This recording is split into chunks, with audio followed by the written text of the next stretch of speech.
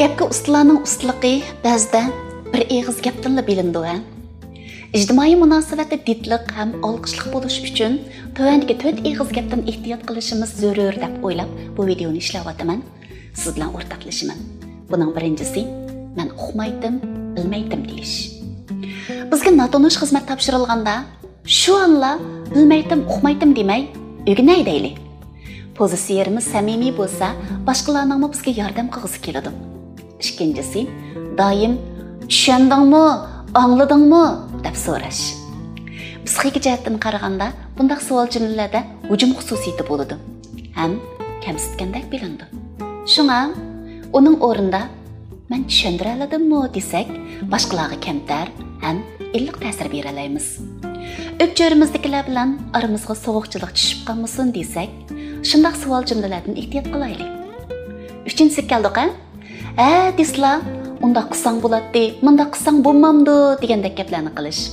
Bo'libmi, ayollar yoki bo'lmasa, yaqin juftlar orasida u ishni sen qilsang bo'lmamdi, bu ishni qilvassang bo'lmamdi deyish.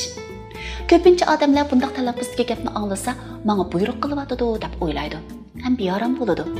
Shunga qilvassang bo'lmamdi deyishning o'rniga qilvassangiz bo'ladimi? Qilvassangiz bo'pti-ekan deyishmi? Gapga ustalikning bir alomati bo'ladi.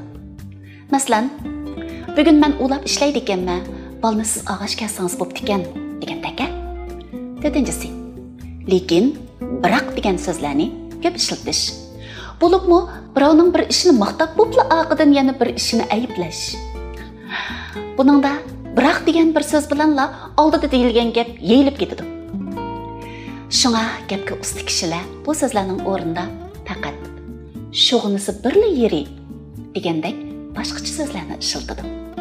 Maqsadni boshqacha ifodalay oladi. Bu gap ham boshqalarga texmi yaraydi. Bular gap so'zni tuzashning oddiy usullari.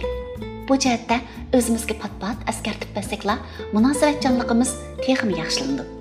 Manfaat bo'lsin azizim.